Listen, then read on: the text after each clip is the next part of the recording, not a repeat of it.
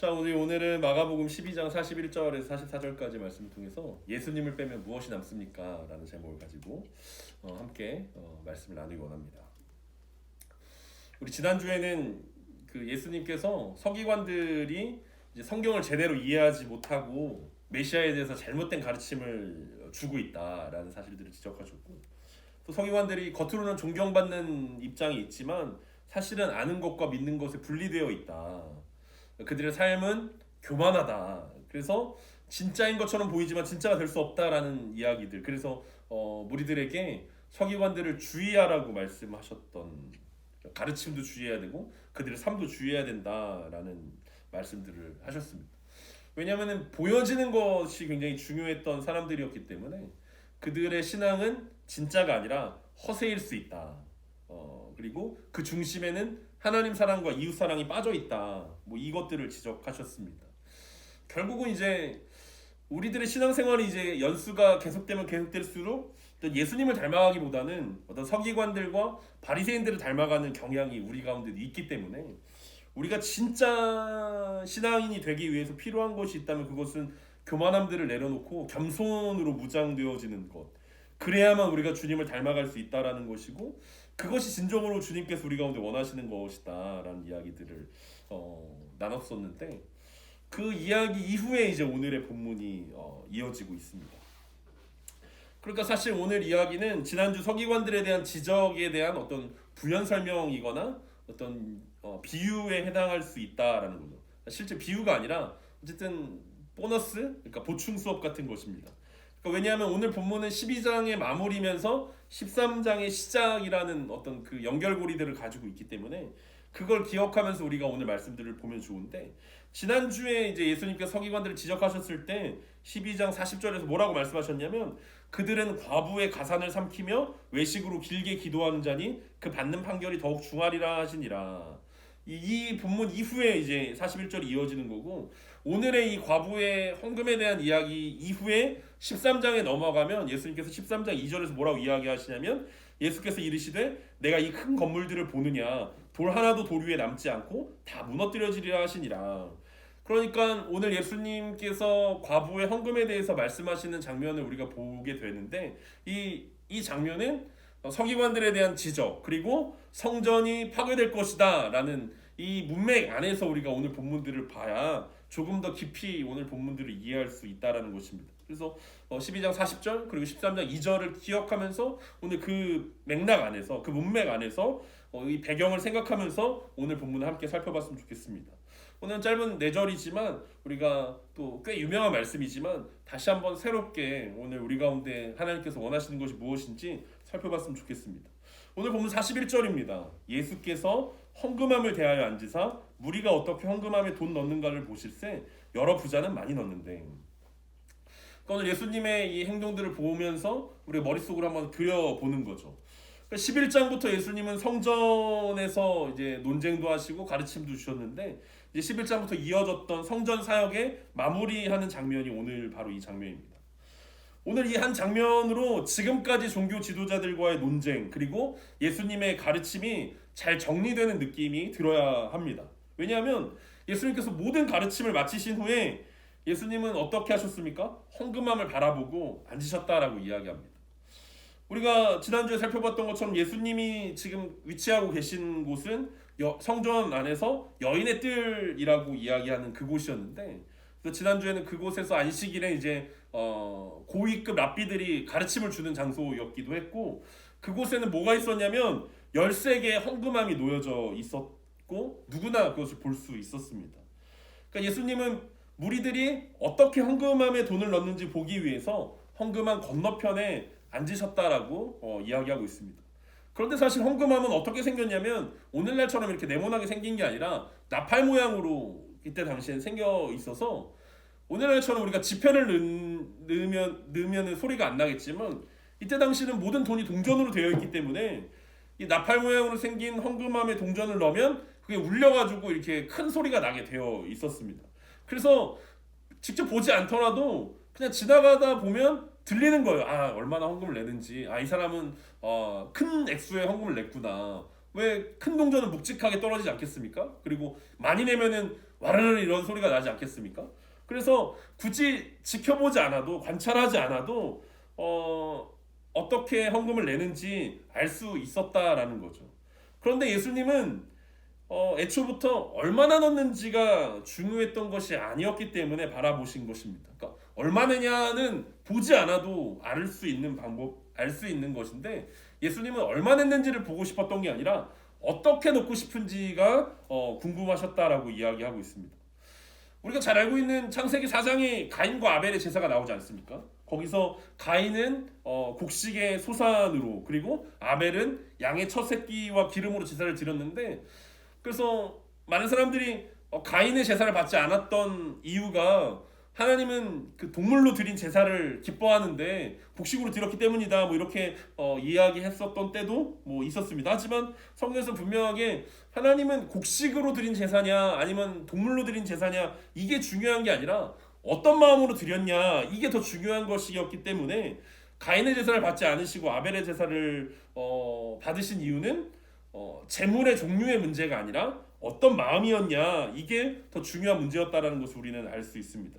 그러니까 하나님은 늘 얼마나 드리냐보다 어떤 걸 드리냐보다 어떤 마음으로 드리는지를 주목하고 계신다라는 것이고, 오늘 예수님의 이 행동도 똑같다라는 거예요. 그러니까 어떤 액수를 얼마나 드리느냐가 중요한 게 아니라 어떤 마음으로 드리냐를 보시기 위해서 어떻게 헌금을 드리는지를 보려고 했다라고 오늘 소개하고 있습니다. 그런데 예수님이 헌금함에 대해서 앉아 계시는 동안 여러 부자들이 와서 헌금을 많이 넣었다라고 설명하고 있습니다. 여기서 여러 부자들 중에는 아마 서기관들도 있었을 것입니다.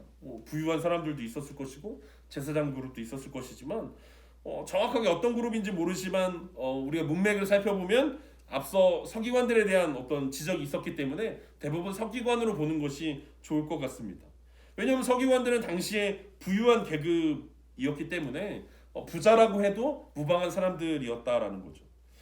당시에 부자들은 헌금을 얼마나 많이 냈냐면 하인들을 동원해서 동전 자루들을 가져다가 이제 그 헌금함에 쏟아 붓기도 했다라고 이야기합니다. 그러니까 이 동전 하나를 넣는 사람, 10개를 넣는 사람, 뭐 100개를 넣는 사람, 아니면 아예 이 부자 너무 부자라서 자루에 넣어가지고 콸콸콸 쏟아 붓는 사람, 뭐 이렇게 달라질 수 있다라는 거죠. 그러니까 앞에서 설명했던 것처럼 헌금함의 모양이 이제 나팔 모양이었기 때문에 헌금함에 쏟아 부으면 여러분 그 동전이 이제 짝짝짝짝 떨어지는 그 소리가 얼마나 여러분 아름답게 느껴졌겠습니까? 촤르르 하고 이렇게 쏟아지면은 여러분 옛날에 우리 그 돼지 저금통 모으면 동전 이렇게 모아가지고 은행에 가지 않습니까? 이제 뭐 은행에 가면은 이제 그 직원분이 바꿔주기도 하지만 그 동전 세는 기계에 넣잖아요. 거기에 이렇게 촤르르 떨어질 때 그 뿌듯함, 내가 부자가 됐구나, 뭐 이런 생각들이 들었던 것처럼 오늘 부자들 예수님이 헌금하면서 어떻게 헌금을 드리는지 보고 계셨을 때 그 부자들도 그렇게 헌금했다라는 거죠. 거기에 동전을 쏟아본 사람들은 여러분 어떤 마음이 들었겠습니까? 그 촤르르 쏟아지는 그 마음 가운데 주변 사람들이 다 주목하지 않았겠습니까? 부자가 왔네. 저 사람은 엄청 성공했나 보네 라고 이야기하면서 주변 사람들이 자신을 쳐다보는 어떤 시선들을 느끼면서 어깨가 올라가고 자신감이 충만해졌을 부자들의 모습들이 상상되지 않습니까? 그런데 오늘 본문의 그 부자들 뒤에 다른 한 사람이 등장합니다. 이게 42절입니다. 한 가난한 과부는 와서 2렙돈 곧 한 고드란트를 넣는지라. 이 부자들이 어떤 헌금 배틀을 하고 있는 그 상황 가운데서 한 과부가 등장합니다. 우리 속에 일반적으로 과부라고 하면은 어떤 드는 이미지들이 있지 않습니까? 부유함과는 굉장히 거리가 먼 모습 아니겠습니까? 그런데 오늘 마가는 이 사람이 가난한 과부라고 설명합니다. 그러니까 부유하지 않을 뿐만 아니라 이 과부는 굉장히 가난한데 얼마나 가난했냐면 단순히 그냥 가난해, 좀 가난해 이 정도의 가난함이 아니라 국어를 해야 연명할 수 있을 정도로 찢어지게 가난했다라는 것들을 이야기합니다. 그러니까 여기서 가난한 과부라고 했을 때 이 가난하다라는 이 표현이 어디 나오냐면 누가복음 16장에 나사로라고 이름하는 거지가 등장하지 않습니까? 그 나사로라 이름하는 한 거지라고 표현했을 때 그 거지라는 단어가 오늘 가난한 과부의 가난한이다라는 단어와 같은 단어를 사용합니다. 그래서 정말 찢어지게 가난한 과부였어요. 어떤 구제를 받고 연명해야만 어떤 구호를 받아야만 살아갈 수 있는 그 과부가 오늘 등장했습니다. 그리고 그 과부는 이 헌금함에 와서 두 렙돈, 곧 한 고드란트를 넣었다라고 설명하고 있습니다. 렙돈이라는 것은 이때 당시 쓰였던 동전 중에 가장 작은 단위의 헬라 동전이었고, 고드란트는 로마 동전 중에 가장 작은 것이었습니다. 그래서 친절하게 마가가 설명하지 않습니까? 두 렙돈은 한 고드란트다라고, 어쨌든 가장 작은 단위의 동전을 두 개 넣었다라고 이야기하고 있습니다. 이 렙돈이 어느 정도의 가치를 가지고 있냐면, 우리가 보통 예수님 당시에 제일 흔한 동전 뭐였을까? 데나리온 아닙니까? 데나리온. 노동자의 하루 품삯에 해당하는 데나리온이 어떤 기준으로, 데나리온을 기준으로 말씀드리면, 이 고드란트는 데나리온의 64분의 1에 해당하는 금액입니다. 그러니까 한 고드란트를 가지고 있으면 뭘 살 수 있냐면, 곡식 한 줌을 살 수 있고 석류 한 개를 살 수 있는데, 빵을 살려면 4고드란트가 필요합니다. 그러니까 빵도 못 사는 금액이에요. 그러니까 밀가루 정도 조금 살 수 있는 그 정도 금액이라는 거죠. 오늘날로 가치를 환산하면 대략 한 500원 정도, 라면 한 개 정도 살 수 있는 동전이라고 생각해 볼 수 있습니다. 그리고 모양이나 크기는 딱 우리나라의, 옛날에 여러분들 아실지 모르겠는데 1원짜리 동전에 해당하는 게 렙돈에 해당하는 크기와 모양을 가지고 있습니다. 그러니까 여러분 1원짜리 동전을 헌금함에 넣으면 뭐 소리가 제대로 나기나 하겠습니까? 별로 소리도 안 나고 사람들이 넣는지 안 넣는지도 모를 정도로 작고 아주 그 값어치도 굉장히 작은 그런 거라는 거죠. 우리가 궁금한 건 이 과부가 어떤 마음으로 이 두 렙돈을 헌금했을까라는 것입니다. 도대체 이 과부는 어떤 마음으로 이 두 렙돈을 헌금했을까?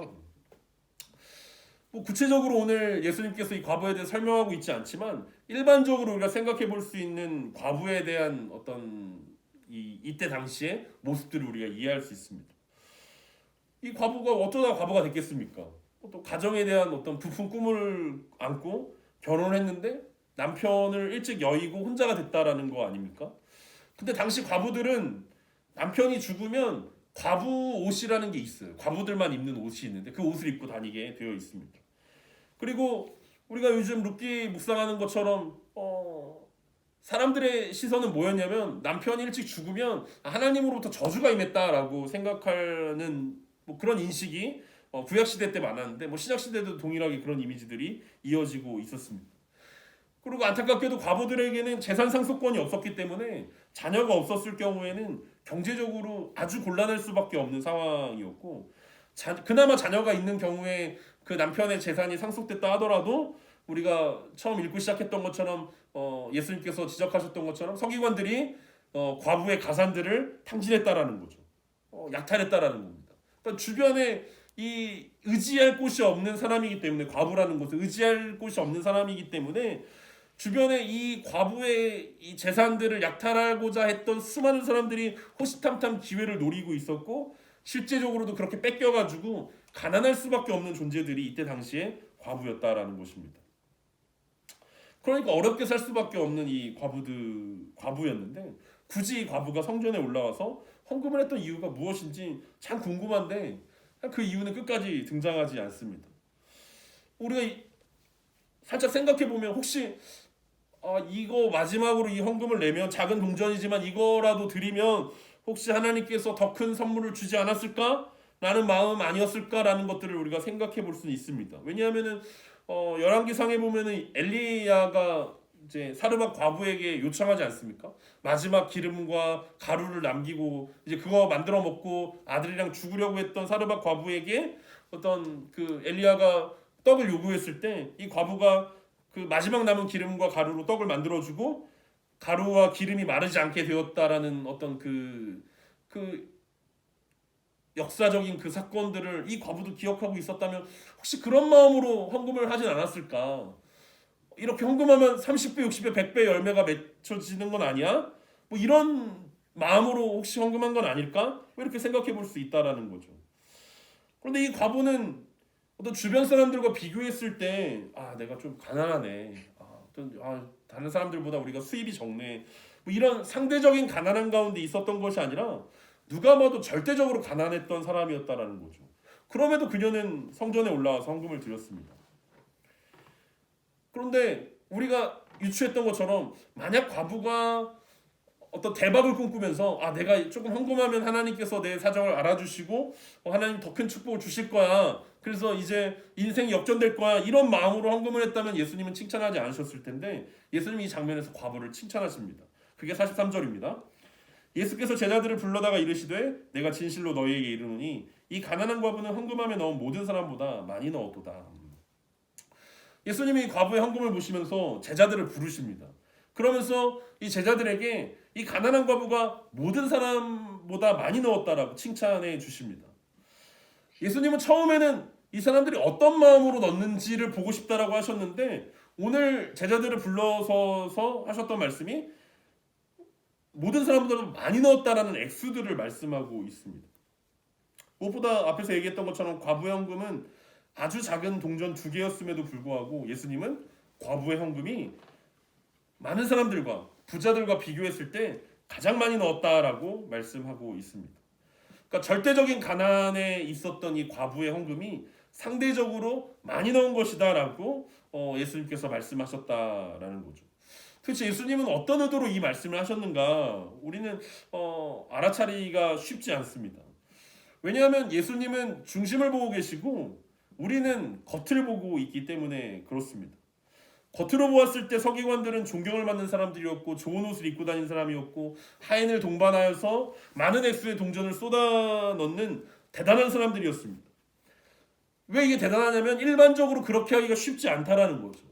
아무리 부자라 하더라도 그 많은 돈을 가지고 와서 하나님께 헌금을 한다는 것이 사실 쉽지 않은 일들임에도 불구하고 이 서기관들을 비롯한 많은 부자들이 했다라는 거예요.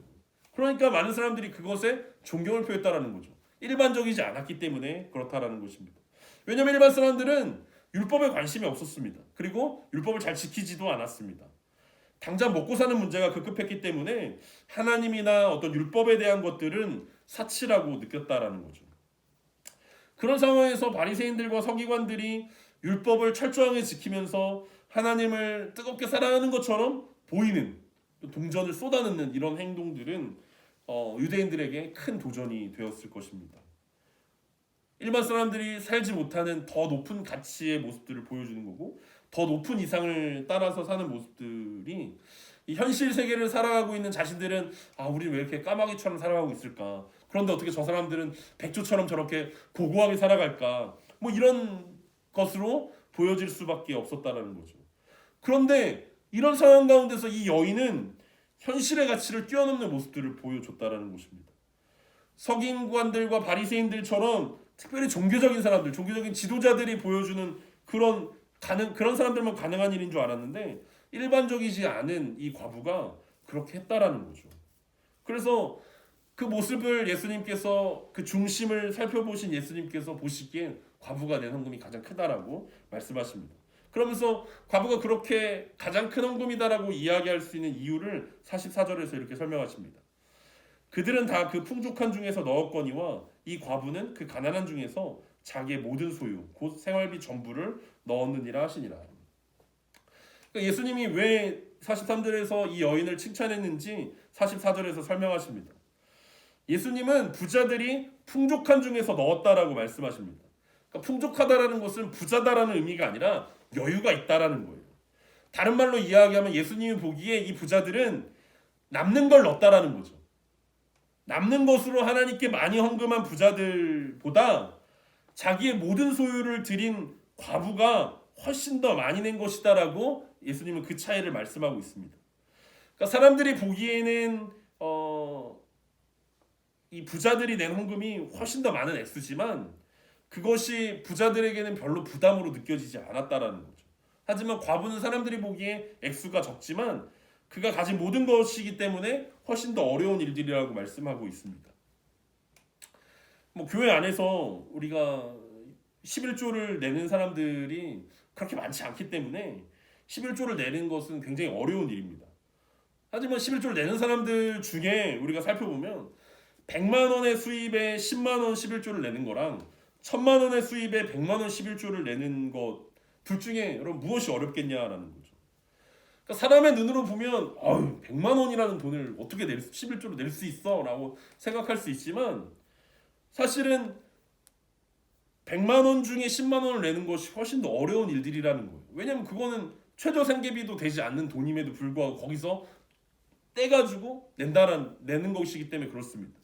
그럼에도 불구하고 오늘날 교회 안에서는 이 100만 원도 안 되는 금액의 11조를 떼는 그 사람들보다 1000만 원 중에 100만 원을 내는 사람들이 훨씬 더 높은 자리에 위치하고 있고 이름이 새겨지고 일단 존경받는 자리에 올라간다라는 거죠. 예수님의 말씀, 예수님의 관심이 바로 거기 있다라는 것입니다. 보통 우리가 뭐 장학금이나 뭐 이런 것들 헌금하면 액수가 많은 사람부터 이름이 실리지 않습니까? 그리고 막 그 성전 건축을 한 헌금을 해도 막 몇 구절 하셨습니다. 이분이 막 이렇게 하셨습니다.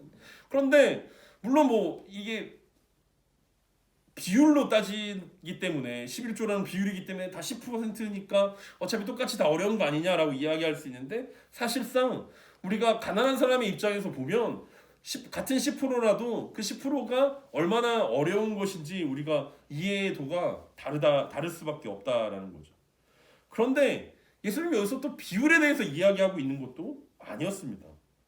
그래서 우리가 이 말씀을 보면서 흔히 부자들이요 과부가 100% 헌금을 했던 것처럼 여러분들도 비율을 좀 더 올리셔서 헌금을 해야 됩니다. 라고 적용하라고 오늘 이 말씀을 주신 것도 아니라는 것입니다. 예수님은 과부의 헌금을 칭찬하면서 한편으로는 오늘 부자들과 종교 지도자들에 대한 비판을 하고 계신데 그 비판이 뭐냐면 야 니네는 비율이 너무 적어 이런 얘기가 아니라는 거예요. 이 비판은 뭐였냐면 오늘 등장한 이 과부는 헌금을 드리기보다는 구제를 받아야 되는 대상인데 왜 이 과부가 지금 자신의 전부를 헌금하고 있냐라는 것들을 이 부자들과 서기관들과 종교 지도자들에게 질문하고 있다라는 거죠. 대체 과부를 위해서 이 과부의 이웃들은 무엇을 하고 있냐라는 것들을 질문하고 있다라는 거예요. 마치 예수님께서 비유로 이야기하셨을 때 선한 사마리아인의 비유에서 강도 만난 사람을 만났던 그 제사장과 레위인이 그냥 지나쳐가지 않습니까? 그 모습처럼 이 과부의 어려움을 바라보면서 오늘날의 이 종교 지도자들이 모른 척했다라는 거죠. 그러면서 내 이웃을 내 몸과 같이 사랑하라고 말씀하고 하나님의 뜻이 그것입니다라고 자신들은 그렇게 가르치고 있지만 실제적으로는 이 과부의 이웃이 되어주지 못하고 과부의 이웃들조차 내 이웃을 내 몸과 같이 사랑하라는 이 말씀들을 외면하고 침묵하고 있다는 것들을 지적하고 있습니다. 하나님께서 분명하게 고아와 과부와 객들을 섬기라고 분명히 말씀하셨음에도 불구하고 이스라엘의 율법 시스템이 전혀 작동하고 있지 않았다라는 거예요. 부자들이 낸 헌금은 필시 11조였을 것입니다. 그들의 수많은 수입의 10분의 1을 드렸을 거예요. 그리고 그 11조의 용도는 무엇이었냐면 제사장뿐만 아니라 고아와 과부와 객들을 섬기는데 사용되어야 하는 것이 분명한 용도였습니다. 11조의 용도는 성전을 위해서만 쓰여지는 것이 아니라 성전을 섬기는 사람들뿐만 아니라 고아와 과부와 객을 섬기는 일들이었다는 거죠. 그런데 이때 당시에 그 분위기가 어땠냐면 고위 제사장들만 이 11조 혜택을 받았다라는 거예요. 그러니까 고위 제사장들이 용역을 고용해가지고 하위 제사장들의 11조를 뺏어갔다라는 거죠. 그러니까 하위 제사장들조차 굉장히 힘들고 어려운 인생, 가난한 삶을 살아갈 수밖에 없었던 것이 이때 당시의 구조라는 것입니다. 그러면 여러분 하위 제사장들도 11조의 혜택을 못 받고 있었다면 당연히 고아와 과부와 객들은 구경조차 못하던 것이 이 타락한 이 성전의 실상이었다라는 것들을 지적하고 있습니다. 실제로 AD 66년에 예루살렘에서 반란이 일어나는데 반란이 일어나서 이 반란을 폭동을 일으킨 사람들이 첫 번째로 한 일이 뭐냐면 대제사장 집에 쳐들어가가지고 대제사장이 가지고 있었던 그 돈을 빌려준 문서 그걸 태우는 게 반란이 일어났을 때 첫 번째 했던 일들이 바로 그것이었습니다. 대제사장 집에 들어가서 그가 가지고 있었던 그 노비 문서들, 땅 문서들 그리고 대출 문서들을 태워버렸던 거. 그러니까 그만큼 이때 당시에 종교 지도자들의 타락이 심각했다라는 것이고 그들은 입으로는 하나님을 사랑하고 이웃을 사랑했지만 실제로 이웃을 사랑하지 않았고 하나님을 사랑하지 않았다라는 것들을 예수님은 지적하고 있다라는 것이죠. 그러면 이제 오늘 이야기가 예수님의 초점이 어디에 달려 있는지 우리가 생각해 볼 수 있을 것입니다. 그러니까 우리는 흔히 이것을 헌금에 대한 이야기라고 생각하고 그렇게 적용하는데, 오늘 예수님은 앞선 많은 논쟁들처럼 이것이 헌금에 대한 이야기가 아니라는 거죠. 그러니까 부활에 대한 이야기였냐? 아니요, 부활에 대한 이야기가 아니었다라는 거고, 아니었던 것처럼 이전에 예수님이 논쟁했을 때 세금 바치는 문제라고 우리는 쉽게 생각했는데, 이건 세금에 대한 이야기가 아니구나. 이건 사두개인들과 부활에 대한 논쟁에 단순히 부활에 대한 이야기가 아니구나. 오늘 마지막으로 예수님께서 하셨던 것은 단순히 헌금에 대한 이야기가 아니라는 거죠. 그럼 오늘 과부의 이야기를 통해서 하나님 우리에게 어떤 말씀을 하고 싶으셨을까요? 그냥 흔하게 교회에서 이야기하는 것처럼 과부처럼 비율을 높여서 헌금을 많이 하십시오, 뭐 이런 이야기겠습니까? 교회가 어려우니까 헌금을 더 많이 하시면 하나님 기뻐하십니다, 뭐 이런 이야기겠습니까? 뭐 이런 이야기라면 오늘은 우리는 하나님을 오해하는 것이고 성경을 오해하는 것일 것입니다. 예수님이 지금까지 하셨던 말씀들을 곰곰이 생각해 보면, 예수님은 성전에 들어와서 성전을 정결케 하신 이후에 계속해서 동일한 말씀들을 하고 계십니다. 그것이 무엇이었냐면 성전과 종교 지도자들이 실패했다라고 말씀하고 계십니다. 여러 실패했던 것 중에 가장 핵심은 하나님과 이웃을 사랑하지 않는다라는 것이죠. 시간이 지날수록 하나님과 이웃을 더 많이 사랑해야 되는데, 유대인들은 시간이 아무리 많이 지나도 그럴 기미가 전혀 보이지 않고 있었습니다. 그러니까 예수님이 한 서기관의 질문처럼 율법의 핵심 무엇입니까? 라고 이야기했을 때 마음과 목숨과 뜻과 힘을 다해서 하나님을 사랑하는 것이 율법의 핵심이고 내 이웃을 내 몸처럼 사랑하는 것이 율법의 핵심이다라고 말씀하셨음에도 불구하고, 오늘 그리고 계속 이어졌던 논쟁 가운데 이 종교 지도자들은 그 율법의 핵심과 삶이 전혀 거리가 먼 삶이었다라는 것입니다. 그런데 예수님이 보여주신 게 무엇입니까? 반대로 과부는 마음과 목숨과 뜻과 힘을 다해서 하나님을 사랑하는 것을 잘 이해하고 있다는 것들을 보여주고 있다는 거예요. 그러니까 우리가 앞에서 살짝 상상해봤던 것처럼 혹시 과부가 30배, 60배, 100배 열매를 노리면서 헌금한 거 아닐까라고 생각했지만, 사실 과부의 의도는 전혀 그런 것이 아니었다는 것입니다. 내가 이걸 드리면 하나님이 더 많은 걸 주실 거야, 이런 의도로 하나님께 헌금했던 것이 아니라 마음과 목숨과 뜻과 힘을 다해서 하나님을 사랑했기 때문에 자신이 가지고 있었던 모든 것을 헌금할 수 있었다라는 거죠. 이 여인의 마음에는 헌금을 통해서 인생을 역전하고 싶었던 마음이 없었다는 것입니다. 그리고 어떤 투자적인 목적으로 헌금하지도 않았다라는 거예요. 우리 막 그런 헌금하지 않습니까? 내가 조금이라도 헌금을 많이 하면 하나님 나에게 더 많은 것들 주실 거야. 또 그런 마음으로 또 새벽 예배도 하고 금식도 하고, 뭔가 내가 뭔가를 더 많이 해서 하나님을 기쁘게 하면 하나님께서 나에게 내가 꿈꾸던 내가 기도하는 제목들이 이루어지게 할 것이다 라는 어떤 그런 기대를 가지고 뭔가를 하고 있는데, 과부는 전혀 그런 의도가 아니었다라는 거죠. 오히려 그런 의도는 누구에게 있었냐면 오늘 많은 부자들과 서기관들과 바리새인들과 종교 지도자들이 오히려 그런 의도를 가지고 있었다라는 거죠. 100배의 열매를 주실 것이다라는 믿음을 가지고 헌금하는 사람들은 과부가 아니라 오히려 그런 종교 지도자들이었다는 것입니다. 여러분, 이 과부를 한번 생각해 봅시다. 누가 보더라도 불행하고 기구한 운명을 살아가고 있는데 여전히 하나님을 사랑하고 여전히 하나님을 신뢰하고 있었다라는 거예요. 만약 우리의 삶이라면 여러분은 어떻게 하시겠습니까? 여러분이 이 과부라고 생각해 보십시오. 여러분 이런 과부처럼 굳이 성전에 올라와서 마지막 남은 2렙돈을 생활비 전부를 헌금할 수 있겠습니까? 만약 저였다면 그렇게 하기 어려웠을 것이다라고 생각합니다. 하나님에게 원망하지 않았을까? 하나님 왜 내 인생이 이렇게 어렵게 꼬여놨습니까? 왜 저 하나님을 사랑하지 않는 종교 지도자들은 저렇게 부유하고 잘 살고 막 이렇게 헌금 땅덩거리면서 하는데 왜 내 삶이 이렇게 작고 초라하고 어렵습니까? 제가 무슨 죄를 지었습니까? 제가 무슨 잘못을 했습니까? 뭐 이렇게 원망하고 불평했을 텐데, 이 과부는 그렇지 않았다라는 거예요. 하나님을 원망하지 않고 여전히 신뢰하면서 감사한 모습들이었다라는 거죠.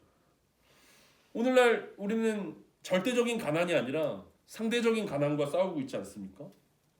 이 상대적인 가난이 뭐 더 어렵다, 더 힘들다 뭐 이렇게 말씀할 수도 있지만, 사실은 절대적인 가난이 더 힘든 거죠. 어떻게 상대적으로 내가 더 적게 가지고 있기 때문에 어렵다. 이게 절대적인 가난과 어떤 동일한 어떤 고통과 어려움으로 다가오지 않는다라는 거죠. 우리가 아무리 생각해봐도 우리나라에서 상대적으로 가난하게 사는 것과 북한에 사는 것이 둘 중에 뭐가 더 좋습니까라고 물어본다면 당연히 여러분 누가 뭐래도 우리는 대한민국을 선택하지 않겠습니까? 그러니까 힘들다, 어렵다 이렇게 이야기할 수 있지만 이 현실 가운데서 과연 우리는 이 과부와 같은 반응을 보일 수 있을 것인가? 이 현실 가운데서 마음과 뜻과 힘을 다해서 주님을 사랑한다라고 우리를 고백할 수 있을 것인가? 우리는 그 생각들을 한번 해볼 수 있다라는 거죠. 제가 어렸을 때 꿈이 뭐였냐면 저는 어렸을 때 그 부자 장로가 되는 게 저 어렸을 때 꿈이었습니다. 얼마나 좋습니까? 행사 때마다 막 수련한다 그러면 막 후원금 막 팍팍 내고 막 맛있는 거 사주고 막 이러면서 존경과 사랑을 한 몸에 받고 막 박수 받고 사람들이 좋아하고 기뻐하고 막 장로님밖에 없습니다. 막 이런 얘기 듣는 게 너무 멋있지 않습니까? 그래서 나도 저런 사람이 돼야겠다라고 생각을 했는데 사실은 그런 사람이 된다라는 것은 한편으로는 굉장히 위험한 일들이라는 거죠. 왜냐하면 그것이 보여지는 것이 될 수 있기 때문에 그렇습니다. 내가 실제로 사랑해서 주는 것이 아니라 어떤 체면과 지위 때문에 주는 것이 될 수 있기 때문에 그렇다라는 거죠. 오늘 본문에 나왔던 부자들의 헌금이 바로 그런 류의 헌금이었다는 것입니다. 간단하게 우리 삶 가운데 우리가 질문을 던져보면 이것은 확실해집니다. 오늘 설교의 제목처럼 우리 삶 가운데서 예수님을 빼면 여러분 무엇이 남습니까? 오늘 본문에 등장하는 서기관들과 부자들의 삶에서 예수님을 빼면 여전히 권력과 지위와 부가 남습니다. 왜냐하면 그들이 전심으로 하나님을 사랑하지 않았기 때문에 그렇습니다. 다시 말해서 예수님을 빼면 남는 것이 있다라는 것은 어떤 것이냐면 하나님과 겸하여 섬겼던 것들이 남게 되어 있다라는 거죠. 우리 삶 가운데서 예수님을 뺐는데 남았다. 그럼 그 남은 것이 무엇이냐라고 했을 때 여전히 우리가 하나님과 같은 위치에서 하나님처럼 섬겼던 것들이 예수님을 빼면 남는 것들이라는 거죠. 그래서 서기관들과 부자들의 삶 가운데 하나님을 빼면 여전히 그들은 권력을 섬겼고 여전히 그들은 지위를 섬겼고 여전히 부와 명예를 섬겼기 때문에 하나님을 제외하고서라도 그것이 남아있을 수밖에 없다라는 것입니다. 하나님과 겸하여 섬겼기 때문에 그것이 남았다라는 거죠. 반대로 오늘 본문에 등장했던 과부의 삶에서 하나님을 빼면 무엇이 남겠습니까? 실질적으로도 그렇고 우리가 오늘 말씀에 비춰서 생각해 본다면 과부의 삶 가운데서 하나님을 빼면 아무것도 남지 않았습니다. 왜냐하면 그녀의 삶은 가난했지만 주님으로 충만했고 주님만 섬겼고 주님만 신뢰했습니다. 우리가 흔히 생각하기에 가난하기 때문에 사회의 멸시와 천대 때문에 주님을 사랑하는 것이 방해된다라고 생각하지만 오히려 예수님을 사랑하는데 그런 것들은 어떤 것도 장애물이 되지 않는다라는 것들을 오늘 이 여인의 삶을 통해서 우리는 생각해 볼 수 있다는 것입니다. 오히려 다른 사람과 비교했을 때 자신이 하나님을 가장 많이 사랑하고 가장 많이 섬기는 것처럼 보여졌던 어떤 부자들과 서기관들과는 달리 비교하지 않고 묵묵히 자신에게 주어진 삶을 살아가는 과부의 모습이 우리에게 오늘을 살아가는 우리에게 필요한 모습이다라는 것들을 우리는 생각해 볼 수 있습니다. 과부는 정말 하나님 한 분만으로 충분하다라고 생각했습니다. 그리고 그녀의 삶에서 하나님을 빼면 아무것도 남지 않았습니다. 왜냐하면 그녀의 억울하고 기구한 그의 삶 가운데 하나님이 주인이시기 때문에 하나님이 창조주시기 때문에 하나님이 그녀의 전부였기 때문에 그것이 하나님의 계획과 하나님의 뜻 안에 있다라는 것들을 순종하고 묵묵히 자신에게 주어진 삶들을 살아갈 수 있었다라는 것입니다. 비록 종교 지도자들이 자신의 재산을 빼앗아가고 율법에 근거하여서 성전에서 마땅히 받아야 할 구제를 받지 못하는 상황 가운데 있지만 그것이 하나님을 사랑하는데 아무런 장애가 되지 않았고 그것을 이미 알고 있었음에도 불구하고 오히려 이 과부는 자신이 가진 모든 것을 성전에 가지고 올라와서 드릴 수 있었다라는 거죠. 앞서 설명했던 것처럼 이 13개의 헌금함이 이 여인의 뜰에 있었는데 성전에 세금을 바치는 성전세 헌금함이 있었고 또 어떤 것은 어떤 후대들에게 장학 혜택을 주는 장학금 헌금이 있었고 성전을 건축하는 데 쓰이는 건축 헌금들이 있었고 또 가난한 사람들을 위한 구제와 어려운 사람들을 돕기 위한 구제 헌금이 되어 있었습니다. 그러니까 여러 종류의 헌금들이 있었습니다. 그리고 이 여인은 어디에 헌금을 했는지 모르지만 어쩌면 이 여인은 가난하고 소외된 사람들을 위한 헌금에 헌금을 했을지도 모릅니다. 오히려 부자들은 자신들이 가지고 있는 것들을 더 누리고 더 많은 것들을 가지려고 했고 더 많은 것들을 소유하고자 그리고 더 좋은 사람이라는 것들을 보여주기 위해 하나님께 헌금했지만 오히려 과부는 자신보다 어렵고 힘든 사람들에게 이 도움의 손길들이 가기를 기대하면서 헌금했을 것이다 라는 이야기들을 우리는 생각해 볼 수 있습니다. 그래서 오늘 이야기는 단순히 헌금에 대한 이야기가 아닙니다. 종교 지도자들과 성전 제도의 실패에 대한 경고고 나아가 성전에 대한 심판 예고입니다. 또 다른 한편으로는 예수님께서 지금까지 설명하셨던 마음과 뜻과 힘을 다해 하나님과 이웃을 사랑하는 본보기가 바로 오늘 이야기의 내용이라는 거죠. 그렇다면 오늘 우리는 이 말씀들을 대하면서 어떻게 살아야 하겠습니까? 이 과부처럼 내가 생각한 대로 인생이 풀리지 않을 때 우리는 불안해하거나 초조해하지 않고 여전히 우리 삶 가운데서 역사하시는 하나님을 신뢰할 것입니까? 다른 사람과 비교하면서 불평과 원망 가운데 있지 않고 여전히 하나님만 사랑하실 수 있겠습니까? 하나님이 우리의 주인이시기 때문에 두려워할 것이 전혀 없다라고 고백하면서 우리의 주인 되신 하나님과 함께 현실을 초월할 수 있겠습니까? 아니면 현실에 사로잡혀 아등바등 살아갈 것입니까? 이 과부에게는 자신의 생활비 전부를 하나님께 드리면서 아마 이 다니엘의 세 친구가 가졌던 그리 아니하실지라도의 믿음이 있었던 것 같습니다. 내가 이걸 다 드리지만 하나님께서 내 삶을 책임지실 것이다. 하나님께서 내 삶 가운데 가장 좋은 길로 역사하실 것이다. 그리 아니하실지라도 난 하나님께 모든 것을 내어드리겠다. 왜냐하면 하나님이 내 전부고 내가 하나님을 가장 사랑하기 때문이다. 라는 그 믿음이 있었다라는 거죠. 비교하지 않고 감사하는 믿음이 있었을 것입니다. 저 많은 부자들을 바라보면서 동전을 쏟아놓는 부자들을 보면서 그녀가 가지고 있었던 이 작은 것들에 주눅들지 아니하고 감사하는 마음이 있었기 때문에 그녀는 자신의 모든 것들을 내어드릴 수 있었을 것입니다. 그렇다면 오늘을 살아가는 우리들도 마땅히 그렇게 살아가는 것이 마땅할 것입니다. 우리는 이 땅에 믿지 않는 사람들과 섞여 살아가면서 자꾸만 우리의 정체성을 잃어버리게 되는 것 같습니다. 자꾸만 세상에서 세상의 방식과 세상이 말하는 성공과 세상이 말하는 부가 그게 우리랑 상관이 없는 이야기임에도 불구하고 우리도 이 땅에 살아가니까 우리도 그것들을 똑같이 소유해야 되는 거 아니야? 그것이 행복 아니야? 그것이 하나님께서 우리에게 허락하신 것들 아니야? 라고 생각하면서 자꾸 섞어 살다 보니까 무엇이 우리의 정체성이고 무엇이 세상의 정체성인지 모른 채 우리는 자꾸만 그냥 세상과 똑같은 모습들로 살아간다라는 거죠.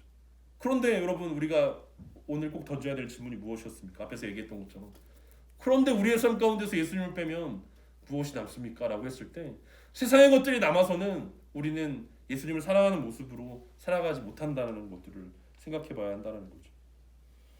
오늘도 하나님은 우리에게 우리 삶의 전부를 요청하고 계십니다.